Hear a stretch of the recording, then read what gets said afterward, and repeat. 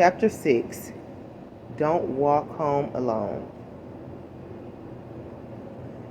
I didn't need to worry about whether the girls in the POWER group would be my friends or not. From that day forward, we had each other's backs. I especially bonded with Lo and Blondie, maybe because they saw me at my worst, when I was cutting in the bathroom on my first day of school. They introduced me to their friends who were all pretty nice kids, each with his or her own set of problems. I realized no one had a perfect life, and through my weeks mentoring with the Power Group and Miss Parker, I learned that I create my own life by making choices along the way to fulfill my dreams. Our sessions got me thinking about my dreams in life. What did I want to do? What did I want to become? The only thing I knew that I did not want to do was to testify in the trial against Ricardo, which was scheduled for April 12th. Just the thought of seeing Ricardo again and having to face my mom filled me with fear and sadness. Every day after school, Lo, Blondie, and I would walk home together. We lived just a short distance from each other. Aunt Lori was happy I had made some friends, and even happier because I wouldn't be walking home alone, because Johnny stayed after school late, training with the wrestling team. It was Monday, February 3rd to be exact, and I left school later than usual because of a power meeting. I was walking home alone today because Lo was sick and didn't come to school, and Blondie left early to babysit her cousins or something. It was dark because of the time change, and I shivered as I walked along the sidewalk past dreary walkways and alleys. Suddenly, I felt myself get pulled backwards by my jacket into this narrow corridor between two brick buildings. Hey guys, I got us a live one. Hey guys, I got us a live one. Sweet thing. This one's from Florida. I heard her talking. Where's your Leo friends today? All alone? I struggled to get out of his grasp, and he erupted with a string of maddening curse words. She's a feisty one, all right. His breath stank of alcohol and cigarettes. He pushed me against the brick walkway and held a knife to my throat. I wouldn't be thinking of going nowhere, pretty lady. I just had that knife sharpened, and I wouldn't want it to cut your pretty little face. My mind spun, and it all seemed surreal. I felt two hands pinning my arms back against the building, and I felt my mind spinning. Was this it? Was I going to be murdered in New York? Is this how my life was going to end? Hurry up, man. We ain't got all day. I felt my jacket being unzipped and his hands groping where they shouldn't have been. I started to scream, but someone else covered my mouth. I heard the knife drop to the ground and the distinct sound of this guy's pants being unzipped. Now don't you worry, little Florida gal. We just want to have a little fun. We won't hurt you. We just want to see your Florida tan and all. I felt the other guy's hand release my arms for a moment, and he roughly pulled the zipper down from my jeans and started to push me down on the ground. I screamed, "Rape! Help! Rape!" as loud as I could. What the? I thought you had her mouth covered. I felt the sting of a harsh slap across my face. Oddly, it brought back memories of when my mom slapped me, and I suddenly felt the strength of a wildcat and kneed my attacker in his groin. I heard some voices in the distance by the street. What's going on in there? Are you okay? Let that girl go. Let's get the hell out of here, I heard one of my attackers say. Later, Miss Florida. We ain't done with you yet. From Nikki's journal. Ripped. My jacket ripped, as they ripped me, broken, left alone, but then unzipped. I kicked, and they flew like ghosts in my mind. Chapter 7 is all my fault. Have you ever had people do things to you, bad things, and blame yourself? Well, I can't explain why, but this happens to me, and after those 3 guys attacked me, I couldn't shake the feeling that I was somehow to blame, that I brought that horrible event upon myself. I felt dirty, unworthy, and embarrassed after that happened to me, and I didn't want to discuss it with anyone. Not Aunt Lori or Johnny, except my 2 best friends pulled it out of me. Yep, Blondie and Lo had the uncanny way of seeing through me and knowing when something was bothering me. Blondie was twisting her blonde curls and looked at me with those big brown eyes that just searched your soul. What's going on with you lately? Nikki, you seem so quiet and you practically jump out of your skin at the littlest noise. Nothing, I replied. I guess the trial is on my mind. When is the trial going to be? We just got the notice, I lied. It's going to be April 12th. The part about the date was truth, but I had known about it for months. I fibbed about the part of just finding out so she would think that's why I was so moody and depressed.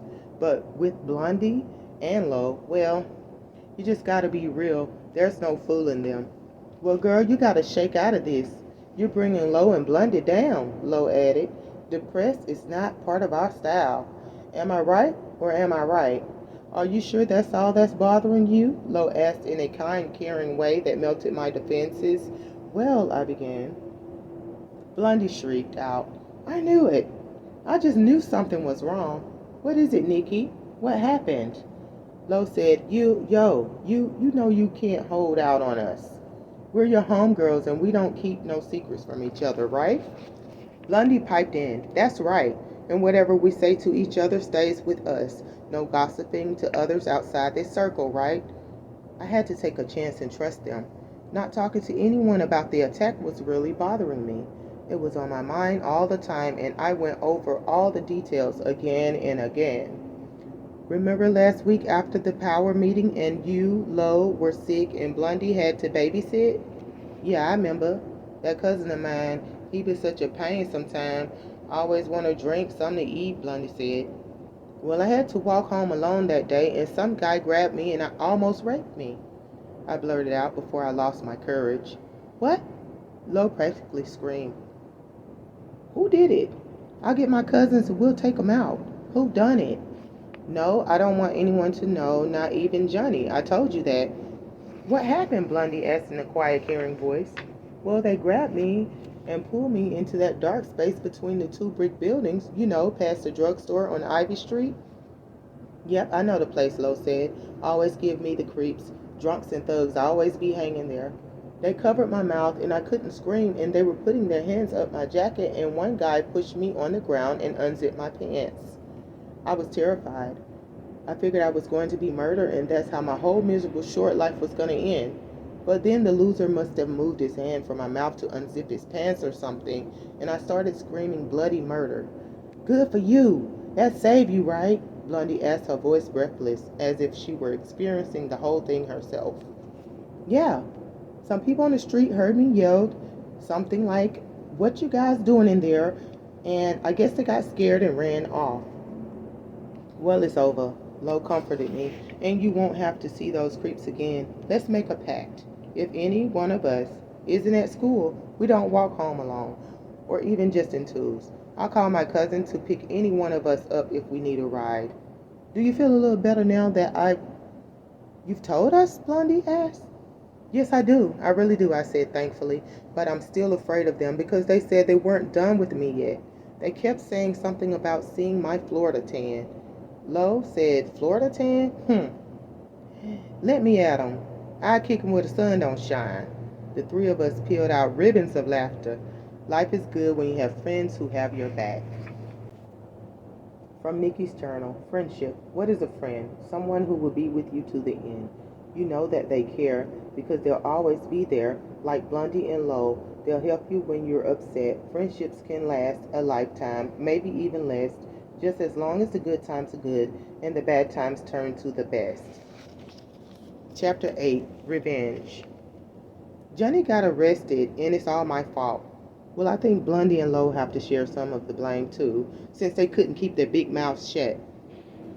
It came down like this. A few days after I told Lo and Blondie about the attack, Johnny comes up to me and says, I know what the guys tried to do to you and I won't let them get away with it. What are you talking about? I tried to act like I had no clue about what he was talking about. I might as well come clean with you, Nikki. Blondie and Lo told me what happened and Ricky and Dino are going to mess those guys up so they never mess with any of our girls again. No, I screamed out. Now everyone will know what happened. Lo and Blondie promised me they wouldn't say anything to anyone. You can't blame them, Nikki, Johnny said.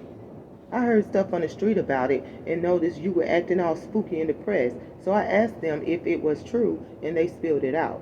Johnny, you can't do anything back to those guys. I'm not even sure who they are. I do know who they are. It's Tommy Pitbull Russo, nicknamed for the pit bull dog scars on his face, and Rosario Duncan, a local dropout, and Esteban, who goes to school here. He's been bragging to everyone about how they got into your pants. That's not true. They tried to, but I screamed, kicked them, and they ran. I know that's what Blondie and Lo told me, and I can't have them running your rep that way. We protect our own, he added. So it went down like this. Everyone was saying that these three dudes attacked the crazy white girl who just moved here from Florida, and after school on Friday, there was going to be a big fight to settle the score. Johnny, Ricky, and Dino against Tommy, Rosario, and Esteban, and there was talk of brass knuckles, chains, knives, all sorts of talk. I didn't know what to believe because I never had anyone stand up for me in my life. Either my mom was slapping me or Ricardo was beating me, and there was no brother or anyone protecting me. I had to fend for myself, and that usually meant running away or cutting. But this was different. Johnny was putting himself out there for me. I felt bad, but in some ways it made me feel good too because someone was actually standing up for me. School was out at 3:15 p.m. and everyone in the school knew something was going down. The school actually rang the bell a few minutes early, and the deans and principals were standing outside the school telling everyone to leave the school and to go home. If only everyone had listened. From Nikki's journal. Crazy white girl. You say I'm crazy, yo. I say you're crazy, for sure. You thought you'd get away with it? No, no. Now this place is gonna blow. Crazy white girl. Get Johnny defending her. Am I worth it? He's protecting my rep, so he says. What rep? They say I'm crazy, for sure. But crazy don't make you worth it. Chapter 9. Street Fight. Since I moved to New York, I learned a lot from Lo and Blondie about how to look tough so people don't mess with you. The three of us stood together, taking up space, forming a human wall. Our arms were folded out from our bodies, and our stance made us look ready for anything. But the most important thing was the look on your face. You can't look scared at all. In fact, you have to look totally fearless, and you have to be able to stare someone down if you have to. You can't be the first one to look down or away, or you lose. Those were the rules. Or anyways, that's what they taught me. Well, watching the scene that was about to unfold in front of us was scary, but also exhilarating. What made it so intriguing was the fact that they were fighting about me. You see, in my short 14 years of life, I didn't seem to matter enough to get any reaction from people, especially not something like this. As I watched Johnny, along with Dino and Ricky, squaring off in front of Tommy Pitbull Russo, Rosario Duncan, and Esteban, it made me feel so proud that he was my cousin. It made me love him like a brother I never had. But I was torn to my loyalty to Aunt Lori. Shouldn't I call her and let her know that Johnny was going to get in a big fight and maybe even get hurt? But then I would be called a snitch. And I had heard Blondie and Lo say snitches get stitches, which is code for keep your mouth shut. I was filled with nervous excitement, and the crowd of kids gathered around them, taunting the two rival groups with fight, fight. So what? Esteban said, directly challenging Johnny. You want a piece of me? Then turning to Tommy and Rosario with a lewd smirk on his face, he added, like I got a piece of that Florida broad. Esteban made a critical error in judgment at that point, I thought, because he turned his face and made that cocky statement. Johnny lit into him with a torrent of blows like a crazed wild man. Next, Dino turned on Tommy like the pit bull that had attacked him in a previous incident, leaving scars around his face. Then Rosario slugged Ricky, who slugged him back. It was all wild and crazy, and the students around them kept screaming, fight, fight. They had purposefully not fought on school grounds, because the penalty for fighting on school grounds is 10 days suspension, zero tolerance. This was occurring a few blocks away on a vacant street corner lot strewn with empty beer bottles and cigarette butts. Next thing we knew, the cops were there and everyone ran away, even me, Blondie, and Lo. I called Aunt Lori and told her I would be spending the night at Lo's house. I didn't say anything about the fight. It wasn't until the next day that I learned that they all had been taken down to the police headquarters. Aunt Lori wasn't happy. No, she wasn't happy at all. From Nikki's journal. They say you gotta be tough or people can tell. They prey on the weak, so be strong. If you can't be strong, like it sometimes is, then it's okay to lean on your friends, cause someday they may need you. Lean on you. Chapter 10, Facing Aunt Lori. What were you thinking, Nicole Tabitha Adams, when you didn't tell me that Johnny was going to fight someone? Aunt Lori always used my middle name, Tabitha, when she was angry, which I had only heard her do 1 or 2 times before today. And why didn't you tell me that some thugs almost raped you? Do you have any idea? Her voice broke off as she began crying, sobbing, actually. I could barely make out the next words she said, but some pieces were, "My sister's child. I'm responsible. I'm trying my best. Now Johnny's in trouble." I felt terrible, like it was all my fault. I moaned to her. "I didn't want to tell you because I was so ashamed. I only told Lo and Blondie. Lo and Blondie this, Lo and Blondie that. Those girls are trouble, Nicole. They are tough, street smart girls who act much older than they should. I don't want you hanging around them anymore." No, they had nothing to do with it. Johnny found out because one of the guys was bragging to everyone that he did stuff to me, but that was a lie. I screamed and kicked him, and then I got away. That's it, Nicole, Aunt Lori said. Don't you realize if you get in trouble, they'll put you in foster care? If Child Protective Services find out you were almost raped, it comes down hard on me. Don't you see that? And now with Johnny in jail, she moaned loudly. As if on cue, Johnny walked into the small apartment. "Johnny!" Aunt Lori screamed. "How'd you get out?" "They let all of us out, Mom. They just did it to scare us. Thank God none of us had weapons like guns or knives, or they were ready to lock us up for good. When they realized that it was just a fist fight, they kept us overnight and let us out now." I got a ride home from Ricky's dad. "Johnny, what were you thinking? Do you understand what peril you put this family in? What would I have done if something happened to you?" "But it didn't, Mom. I couldn't let those thugs keep talking junk about Nicole. It wasn't fair to her. She didn't deserve it."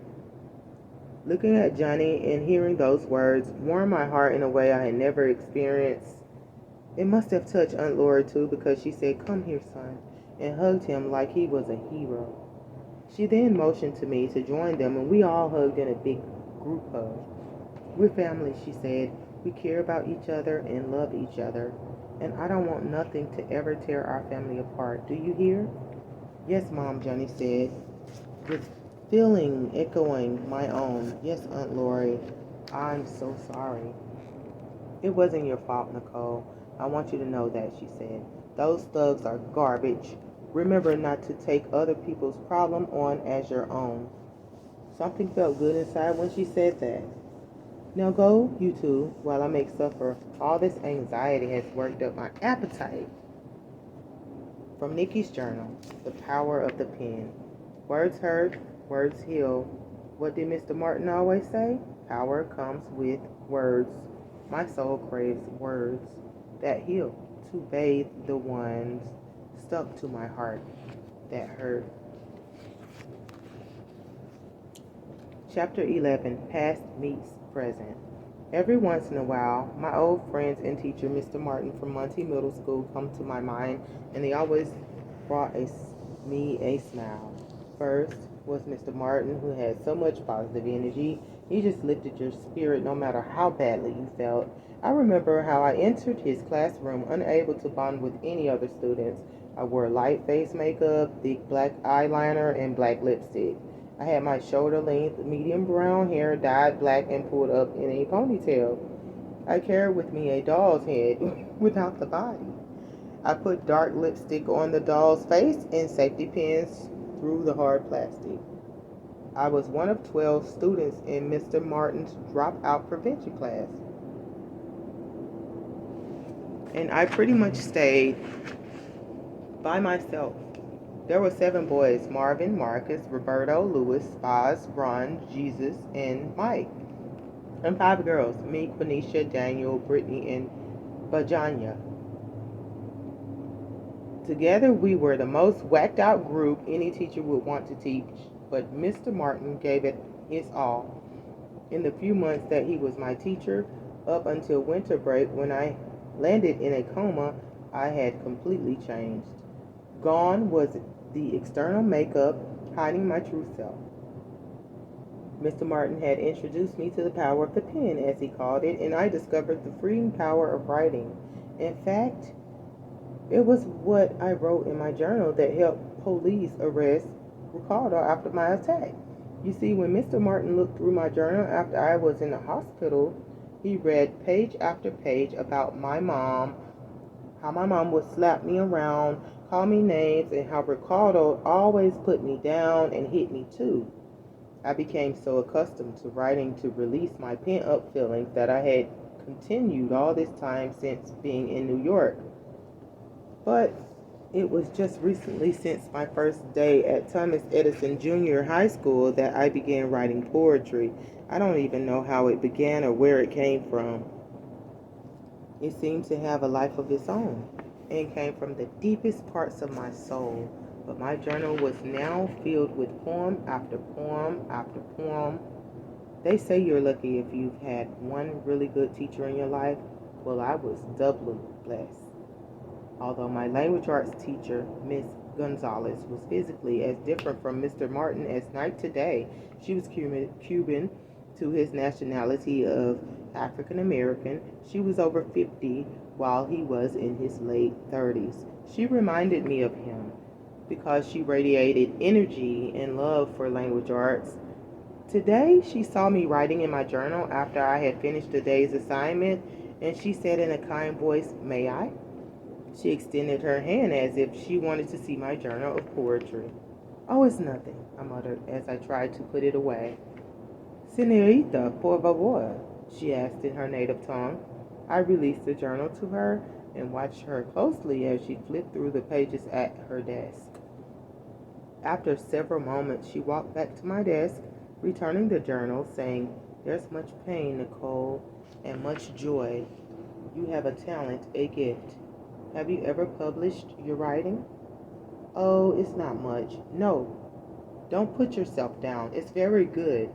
Come to our poetry club every Thursday after school.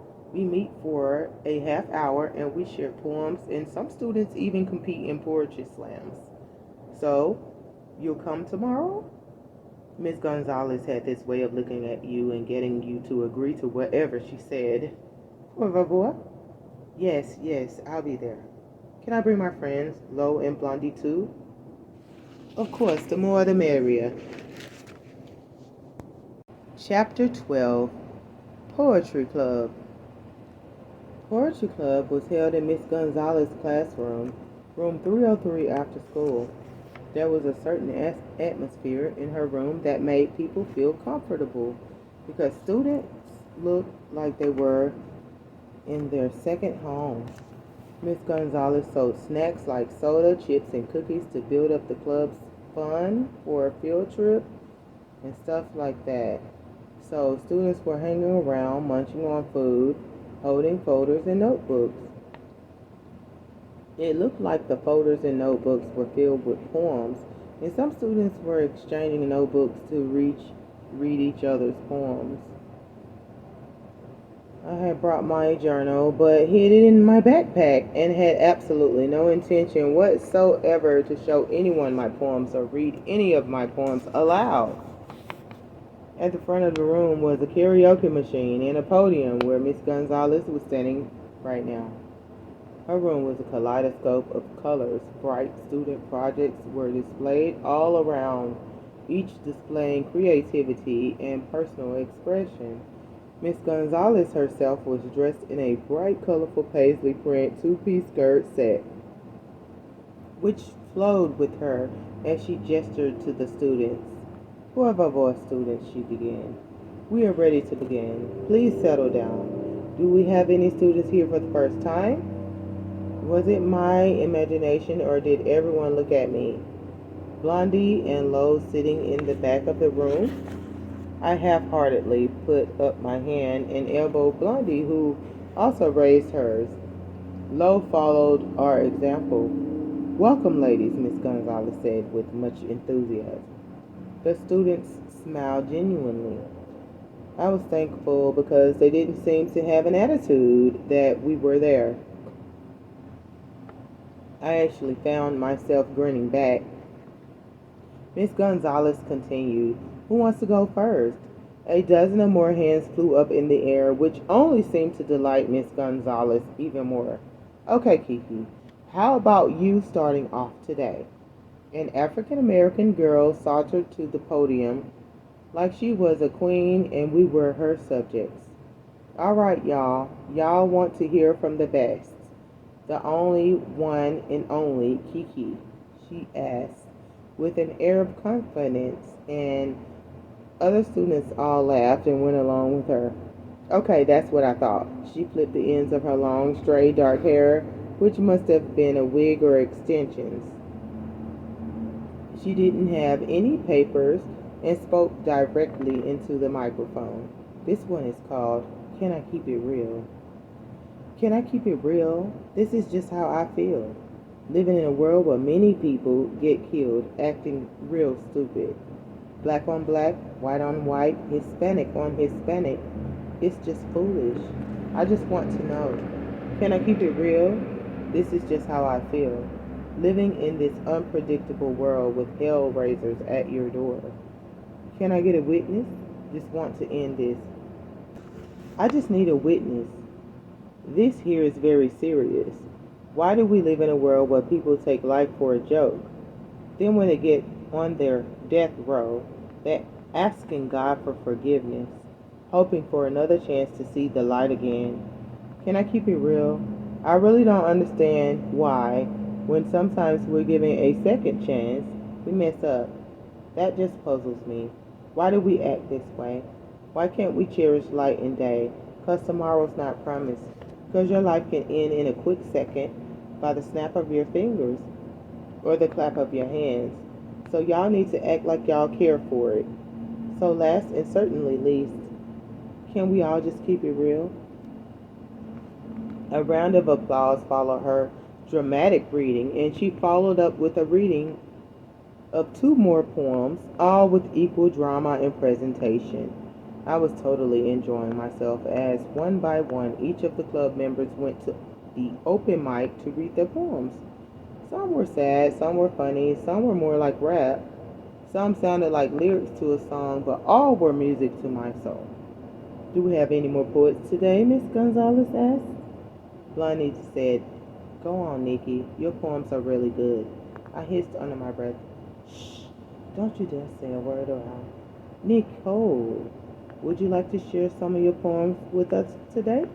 Miss Gonzalez asked me from across the room. No, I didn't even bring them with me, I lied. Okay, maybe next time. That's all for today, she said. So you're a writer. I turned to see this guy who had read some poems earlier in the meeting. I have to admit he was cute. He was about 5'10", brown hair, kind of long up to his shoulders, and a tousled mess, and the most interesting blue eyes I had ever seen. Oh, I wouldn't say that. I just fool around here and there a little bit, not like you all. Well, it takes practice. We've been doing this week after week until it comes naturally. Ever go to Poetry Slam? No, they don't really have anywhere. I'm from Florida. They have them every Thursday night at Cafe down the street, near the library. Yeah, I think I do. I could see that Blondie was overhearing our little conversation. Do you want to go tomorrow night with me? I can pick you up at your home. I have a car. Blondie piped in. Listen here, old blue eyes, wherever Nikki goes, me, Blondie's the name, and Lo here goes too.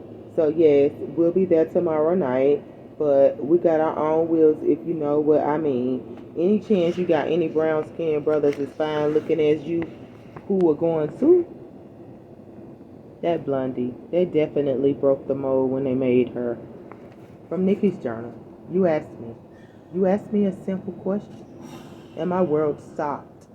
Your eyes took my breath away. Did I know you from a previous life? Am I supposed to know you? Is that why I'm here in New York? To find love for the very first time. You asked me a simple question, and my mind can't stop thinking about you. Chapter 13, Blake and Some Brothers. Is that old saying, it was love at first sight, true, Blondie? I asked. It was so nice to have a friend that I could confide in who wouldn't judge me. Oh, Lo, did you hear? Nick is in love, she cooed back. I am not. I swatted her hand with my scarf. The three of us were walking together to the cafe where the poetry slam was going to take place. It's just that I can't stop thinking about Blake. That's his name, you know? Blake Sawyer. He gave me his phone number just in case our wheels didn't come through. Well, the only wheels we got is the two legs we using for walking. Losi laughing. We arrived at cafe about 8 p.m. and paid the $2 donation at the door. Little round tables were set up around a stage which had a mic on a long stand. There was a person on stage shouting out words in a sing-song manner like a rapper, but a little different.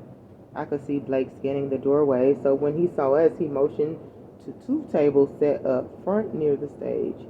There were 3 chairs at each table, and the tables were next to each other, so it went down like this. Me, Blake, his brother, friend, who I later found out was Rashawn, brother, friend, and then Blondie, then another fine-looking Latino friend who I found out was Joel, and then Lo. We had so much fun. Blake bought a pitcher of soda and some salsa chips, so we were munching away and enjoying the poets as they each took the stand and tried to take the title of King or Queen Slam for the night. The night flew, and before I knew it, it was 10 o'clock. Hey, Blondie, Lo, it's 10, and our ride will be here soon, I fibbed, knowing full well that we were walking home together. You sure you have a ride? Blake offered as we all got up to leave. Positive, Blondie said. Now, Rashawn, don't forget to call me, you hear? We made our exit knowing full well they were watching us all the way out the door, and when out of view, we let loose with comments like, wasn't he fine? And where has Joel been hiding my whole life? And I had so much fun. We all agreed it was a night to remember. From Nikki's journal. A night to remember. There are nights that are blah. There are nights to forget. There are nights to sleep away. But then, my breath leaving me, there are nights to remember. Your touch on my hand, your hair as it falls, your eyes that I melt in, the laughs, the warmth, the fun. I hope I can forget those nights of pain and fear and always keep my heart, our night, to remember. Chapter 14, Ashley Williams' Boyfriend. Nikki, why are you dating Ashley Williams' boyfriend? Are you crazy? Johnny asked me one early evening in March. There was that word again, crazy. What are you talking about? I'm not dating anyone, I answered. No. Then why are you on the phone every night with Blake Sawyer? And why are you going out to places with him like the cafe and stuff? People have seen you. Blake's not Ashley Williams' boyfriend. Well, he was up until you moved here. They've been going together for a long time. And then when you moved here, I don't know if you knew it or not, but you caused a bit of a stir among the guys here. I did? What do you mean? Well, Nikki, do you know that you're pretty much a knockout. I mean, your face, your eyes, your hair, it's a pretty good package. And well, I am your cousin, so I'm not going to say any more, but the guys did notice you. Well, Blake just came up to me at our poetry club meeting, and we've been talking and stuff since then. My mind wandered off when I said the stuff part to a memory a few days back. It was after the poetry reading at Cafe, and the guys figured out that we didn't have any rides, so we had a big laugh over that. Blake had stood in front of me when I was backed up against the red brick wall, and he said we boys wouldn't be gentlemen unless we walked you girls home. Gentlemen, huh? That's not what I heard, I said playfully, looking into his eyes. He kissed me so naturally. It felt like we knew each other for years. That night was unbelievable. The guys walked us home, and at times Blake took my hand. We laughed and talked about the night. Well, talk is that Ashley Williams is POE'd, and she's telling everyone that she wants to fight you. What? I don't know how to fight. I never fought anyone in Florida. Well, little cousin, I better give you some tips now before it's too late. Chapter 15, Kickboxing. Always keep your arms up by your face unless you're punching. The kickboxing instructor spoke clearly in the mic attached to her face as she demonstrated. That's correct. Right hook, jab, jab, kick, kick. These are not ballerina kicks. Ladies, kick out using your glute muscles. Her name was Creation, and she had multiple piercings on her eyebrows and lips, a tattoo on her backside. Blondie was the first to complain of being tired. All this kicking is getting me tired and hungry, she moaned. Well, we gotta stay. We signed up and paid the fee and everything, Lo answered. And remember, it's to help us get Nikki ready to fight Ashley Williams. I am not going to fight her, I said as I kicked out in front of me. I just promised my cousin Johnny that I'd take this course for self-defense. Like I told you before, Nikki, you gotta fight her if she challenges you. That's just the way it is. You can't back down or people will always take advantage of you, Blondie said as she wiped the sweat from her brow. Creation commanded. Now the boxers shuffle, ladies. Everyone began to dance and shuffle, shifting their body weight from side to side. The three of us followed, holding our arms up in front of our faces like Creation modeled. When is this over? Blondie moaned again. Creation said, okay, ladies, let's take it down. Always remember to cool down from a workout. She walked us through a series of stretches and balances, and then we were through. I really enjoyed this class, I said as we gathered up our towels and water bottles to leave. That's because exercise gives you endorphins, the good, feel-good hormones. It's like what they call the runner's high, Lola offered. It must have been true because in the last 3 weeks while taking this kickboxing class, 2 times a week, I had been feeling really good, not depressed as I used to feel. I hadn't had the urge to cut myself for weeks, and life was good, especially with Blake. We talked to each other on the phone most nights and went out to fun places. It wasn't that serious, but his kisses always made me think that New York boys weren't all that bad. I had asked him about Ashley Williams. So are you going out with Ashley Williams? I asked him the other day while walking home from school. How can I be going out with Ashley Williams when I'm going out with you? He came back with. Is that what we're doing, going out? I said rather coyly. Well, yeah, what do you think we're doing? He said, acting hurt. Why are people saying that Ashley wants to fight me? Because Ashley likes to be number one, and you're so beautiful, she's jealous. No, really. Listen, Ashley is not a fighter. She's much more devious than that. Just watch her back, because Ashley likes to play dirty. Now you've really got me worried, I said to him, fear apparent in my voice. You're tough, Nikki. You don't really know it, but you are, and you're a survivor. She'd never be able to take you down. If only that had been true.